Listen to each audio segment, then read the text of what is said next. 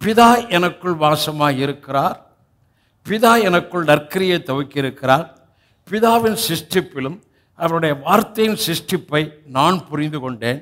பிதாவின் தன்மை எதற்குள் நமக்குள் வெளிப்படும்? தேவனுடைய தன்மையிலிருந்து நான் தனித்தன்மை ஆக்கப்படுகிறேன். இதான் முக்கியம். பிதாவின் தன்மை எதற்குள்ளிருந்து எனக்கு வெளிப்படும்?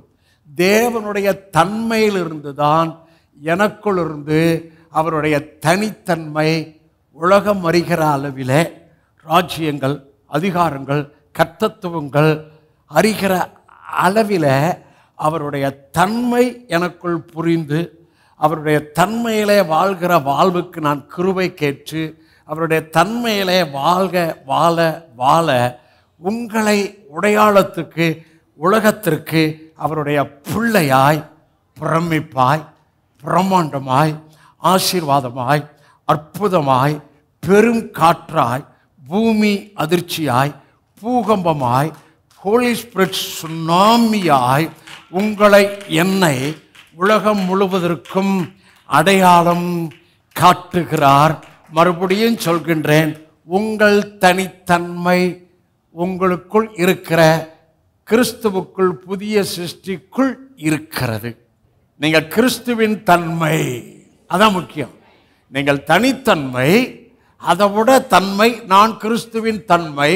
பிபிஎம்ல இருக்கிற எல்லா குடும்பங்களும் கிறிஸ்துவின் தன்மை.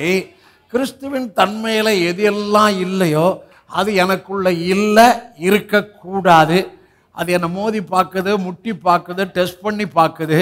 ஆனால் இல்லைப்பா, இந்த கோபம், இந்த வம்பு, இந்த புத்தியனமான பேச்சு, இந்த எரிச்சல், இந்த பொறாமை, இந்த பகை, இந்த மன்னியாமல் இருக்கிறது, எனக்குள்ள ஒரு ஈகோ, ஒரு பெருமை இருக்கு.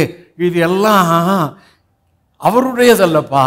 நான் அவர் இருக்கிற பிரகாரம் அவருடைய தன்மை உடையவனாய் நான் இருக்கும்படி ஆவியானவருடைய உதவியை நாடுகிறேன் என்று ஒவ்வொரு நாளும் நீங்க சொல்ல சொல்ல சொல்ல உங்களுக்குள்ளிருந்து அவர் தனித்தன்மையை உலகத்துக்கு அடையாளம் காட்டுகிறார்.